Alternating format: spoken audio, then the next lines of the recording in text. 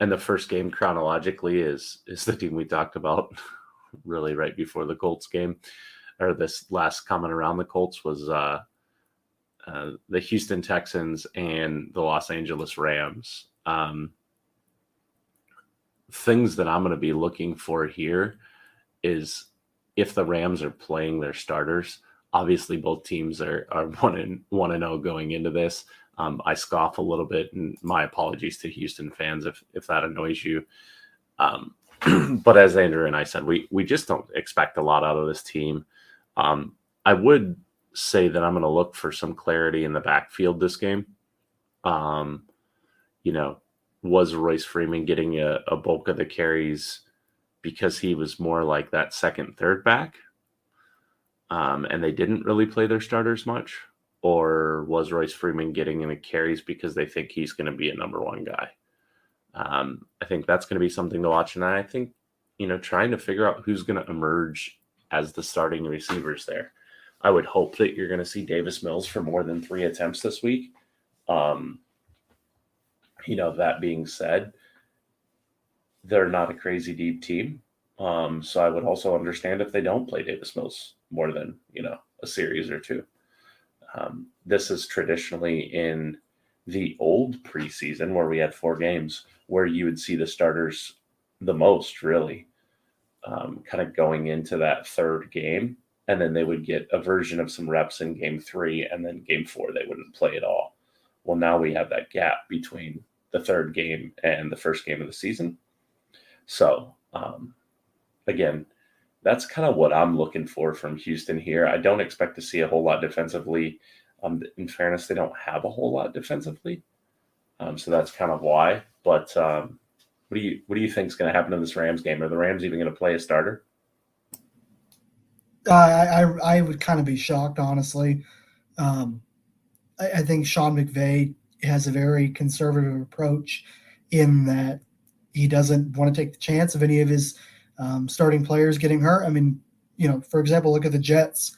Zach Wilson on a scramble, kind of a breakdown, took off and on a non-contact play has a chance to miss the season. It was announced that he's having surgery in LA, and obviously if they kind of go in and find that the injury rather is worse than they originally anticipated, then he's out for the year, and it's just off of a crazy dumb like non-contact injury, which is just rare, but it happens. I mean, Cam Akers tore his Achilles last off season or last off season. And I think he was able to come back earlier than expected, but I guess it's the risk versus the reward type of thing. Like in reward, and what I mean by that is in terms of reps, how much do you value those live game, like full speed type reps? Whereas, training camp, you're not always playing in pads, and some days you're going through, just basic concepts, and there's no like real. I mean, obviously, I think the feel is a lot different in that kind of a environment, the preseason game, believe it or not, because the other team is actually trying to play the game of football, to hit you, to tackle you. Whereas if you're playing against your own defense, they're not, for obvious reasons. And so I guess it's a very long-winded way of saying no. I don't think the Rams are going to play any starters. As far as Houston goes, I'm really interested to see, kind of like what you were saying, the running back room, what that looks like for them. And I think I may have said this last week too, but I'm really curious to see who steps up as that number 2 receiver behind Brandon Cooks. I liked what I saw a little bit out of Nico Collins from last year, rookie from Michigan. We'll see if he can kind of make the jump in year 2. And if you're really putting all of your eggs into the Davis Mills basket, I wouldn't let him touch the field. Certainly not with that makeshift offensive line, and certainly not in the preseason. Not if you value him as your franchise guy. I don't think that makes really any sense. Yeah, I mean, it'll be interesting on how long Kyle Allen's out, because that's their backup, who obviously didn't see the field last week due to his COVID positive test. But it'll be interesting. So the next game, time-wise, is the Colts game on Saturday afternoon. They're at home playing against the Lions. We kind of touched on it earlier. The Colts did officially announce Saturday, I believe, that Jonathan Taylor will not play a single preseason snap. I think the verbiage was, don't expect Jonathan Taylor to see a preseason snap. So, of course, in Colts fashion, they made it gray enough that he may see one, but I don't know that he will. I'm really looking to see if that means the other starters don't see snaps or how Frank kind of plays that. I was a little surprised that he played Ryan into the second quarter. And obviously the receiving core is a little dinged up with a Kiki QT injury. Also looking to see if hopefully Isaiah Rodgers gets healthy. I'd love to see if Dennis Kelly can get in this week to see what he can kind of do on that side. We saw a whole lot of Jordan Murray, Bernard Ryman last week, and the one that's kind of gone viral, I think it's everywhere, is the Will Fries and Wesley French combination, aka the French fries combo, on the second string line. So what are you kind of looking for this week from the Colts as a 1% better, Andrew? Yeah, the biggest thing for me, kind of what I mentioned earlier, what are we going to see from the receivers? Are they going to be able to create more separation, make contested catches?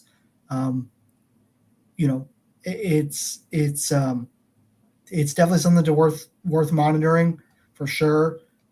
And I think you kind of mentioned it earlier in the podcast, Adam. Sam Ehlinger had a really nice day. Sam Ehlinger had a really nice day, a really solid performance. I want to see if he can maybe string together back-to-back, solid games. Certainly, if we're kind of going with the Nick Foles as a potential cut candidate or surprise cut, I think Ehlinger really helps his case if he puts two solid performances together back-to-back. So I guess that's another player I'm kind of keeping my eye on is Ehlinger. And then also, too, I think the tight end room. What does that look like? We didn't see really much from Moali Cox. Kylan Granson had a couple nice plays. I think he's maybe picking up some speed in terms of the offensive, in terms of the efficiency of the offense, or his part within the efficiency of the offense, I should say. And then I think Jelani Woods had a really nice play, thanks to Sam Ehlinger's ability to keep the play alive, of course. But I think you really just saw Woods box out that defender in a sense, and just what was interesting was Woods has kind of had a really up and down camp, and I think him being able to go out there and make a few different plays, including that touchdown, that's got to help his confidence going forward. And so the tight end room for me is another position that I'm keeping my eye on. Yeah, I kind of actually thought we would see more from Ogletree in the game. I mean, he was out there. It just I was a little surprised, I guess, that we didn't see a little more from him, just because he'd been doing so well in camp. And that's always the interesting thing of these games too, is who shows up in a game versus who shows up at camp. So defensively, I'm actually kind of hoping that Detroit plays their starters for a quarter. I think that they've got some young, quick receivers that I'd actually like to see our starting defense play against a little bit. I think they've got some good bookend tackles in Decker and Sewell.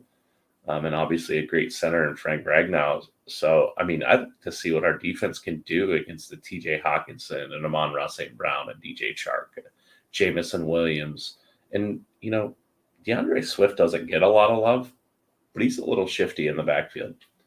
So, Yannick talked about Quiddy, and he's really taking a step in the correct direction or in the right direction, if you will,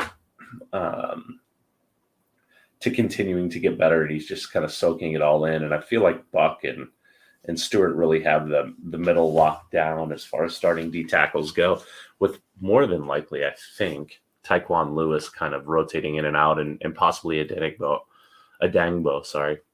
Dio playing there as well in some pass rush situations. But what are your thoughts on that? I mean, seeing our defense against a fairly skilled receiving core, just young. Yeah, I will say I think I came away impressed with Dio and the way he played. You know, he didn't have much of a rookie season, you know, because he was coming off of that Achilles tear. But I think you saw from him last season potential. He flashed a little bit. I think he's had a pretty decent camp from what I've heard, from what I've read. And I think that showed up again on Saturday in a few different areas. And I think, honestly, Isaiah Rodgers, I know he's in the concussion protocol, so he may not play Saturday, but he continues to just, through practice, through live game action, he continues to impress me. I think a lot of people, and admittedly myself, when he was first drafted, I think the Colts brought him in to maybe be more of a special teams contributor, and he has really earned, I think, that second outside corner position, and he can definitely, I think, play a little bit of slot as well. And, you know, if they want to move Kenny to the outside, but Rodgers had a really nice day. And I think when you have the type of corner in Rodgers that can make plays, you know, I think fairly consistently, at least that's what we saw towards the end of last season. If he can build off of that going forward, I think the Colts are in good shape, and it's something I'd like to see more. I'd like to see him against St. Brown or against maybe a Khalif Raymond, you know, two of the better receivers for the Lions, perhaps even a DJ Chark as well. So I definitely want to see Rodgers against, you know, maybe I think it would be good reps for him going against one of their better receivers. Yeah, almost level up a little bit. I'm going to be good. So the next game in the division this week is a Pittsburgh-Jacksonville matchup, which is the evening of Saturday. And I got to say, obviously, this podcast is really focused on the AFC South and what the AFC South division is going to do this year. So we don't cover a lot of other divisions, but I have to say I did get some Kenny Pickett watching in, and he looked pretty darn good in Pittsburgh, and boy, did the fans love him. It really reminded me of how they took to Ben.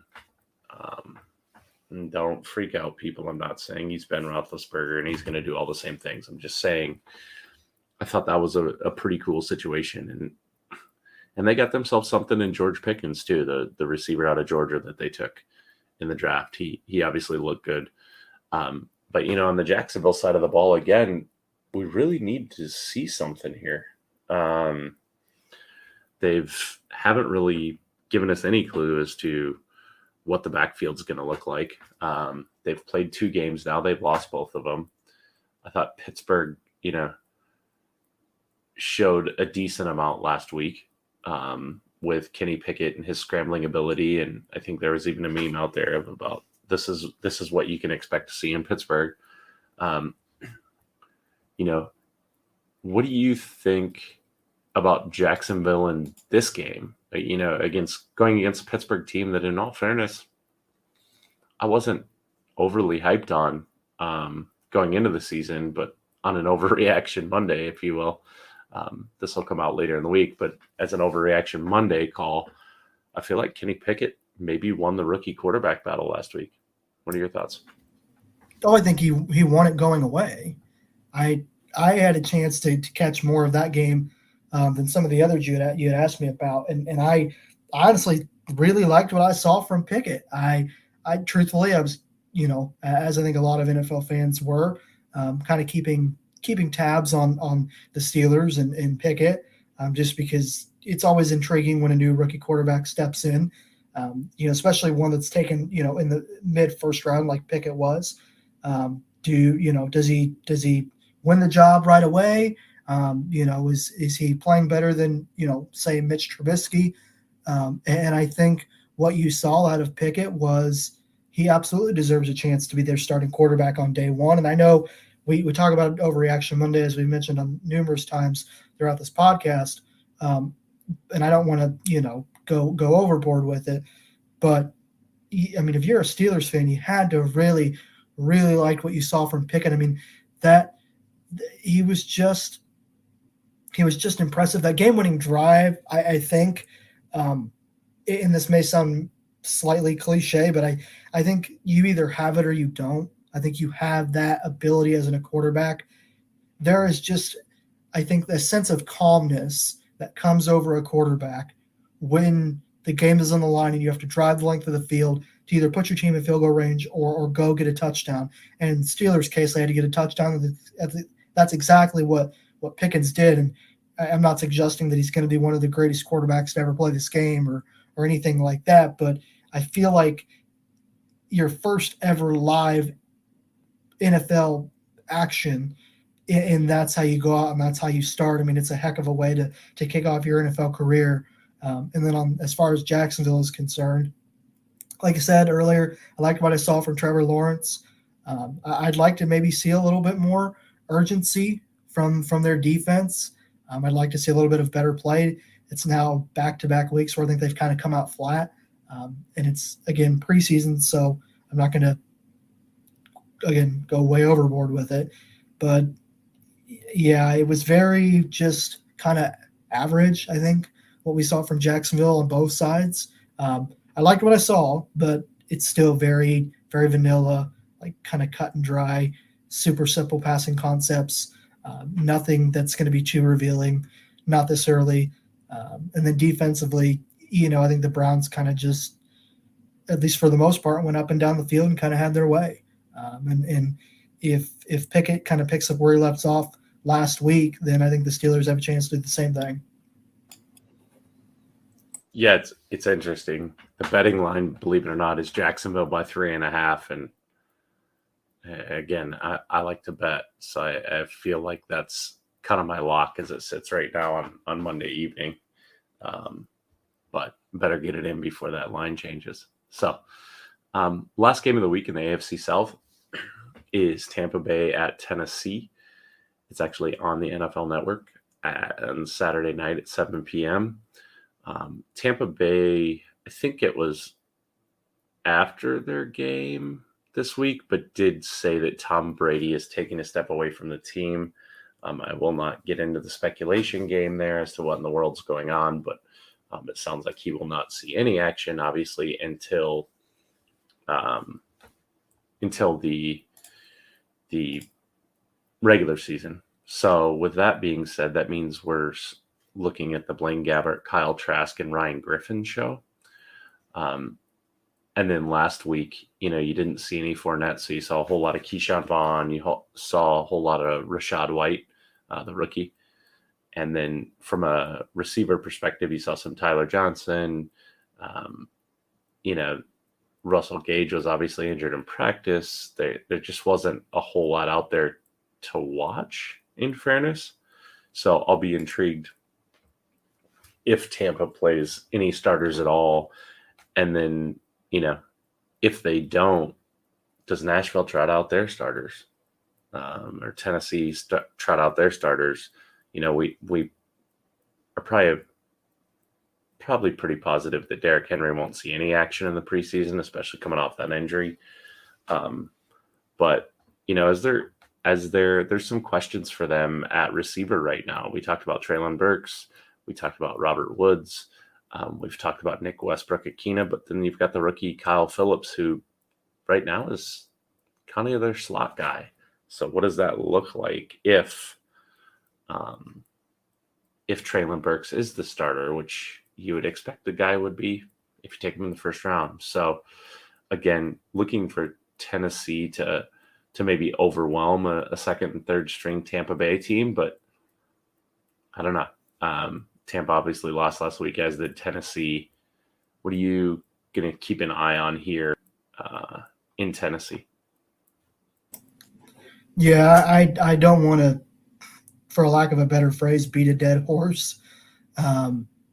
But this receiver room, it's very just underwhelming right now, Adam. And I think that's got to be the number one focus. I mean, you have to, what's Robert Woods going to look like coming off the ACL injury? I don't know. It's really always kind of either it's very hit or miss, 50-50, if you will. Either he comes back strong and he plays well, or he comes back and kind of plays very average. And you're, again, placing so much at the feet of Treylon Burks. And I know Kyle Phillips, I think people have kind of raved about him in Titans camp. And maybe he comes out and surprises a lot of people. But outside of Austin Hooper and maybe Anthony Ferguson at tight end, there's not a lot of nothing really to kind of hang your hat on in that receiver room. And it's a big time concern. If at least for now, until I see more, more than just a couple of targets and no receptions for either of those receivers, as you mentioned earlier, it's got to be something I'm watching for. And just correction there, Andrew, there is no more Ferguson there. He's in Atlanta. So it's just Hooper, Jeff Swaim, and the Chig Okonkwo, the rookie. So, well, there's other tight ends, but nobody else in higher up in the side. So, yeah, it'll be interesting. And then it's not part of this division, but I do want to mention that Monday Night Football this week, man.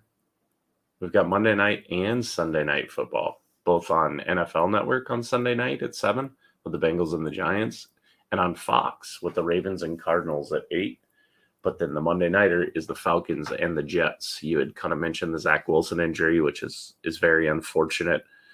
But I did think that it was interesting that they haven't ruled him out for week 1. It was a meniscus tear and a bone bruise. Have you heard anything else? I think his surgery was set for today, Andrew. Yeah, I think it was. I haven't seen anything from any of the main NFL reporters. I do know that Ian Rappaport said, I think it was maybe yesterday, if the doctor, whose name is escaping me at the moment, finds that it's more than just a meniscus tear, or that the injury is worse than that they originally anticipated, then they'll have to do a different kind of procedure, and he would be out for the season, which, again, as you said, and as I mentioned earlier, given that it was a non-contact injury, is very unfortunate. So it's something to definitely monitor. Yeah, for sure. Well, folks, we are going to let you go. Appreciate it as always. You can check us out on our YouTube channel. You can check us out on our Facebook page that we do have as well now. And then obviously you can always go to the Buzzsprout website, which will have this downloadable for any of your other podcast platforms, Spotify, all those fun platforms. So thanks as always for joining. And we're getting there. We are officially, 3 weeks away? 3 weeks away from opening weekend. So hope you guys are as excited as we are. Yeah, can't wait. Thanks for sticking around, guys. Looking forward to doing it next week. All right. Have a great week, everyone. Bye now.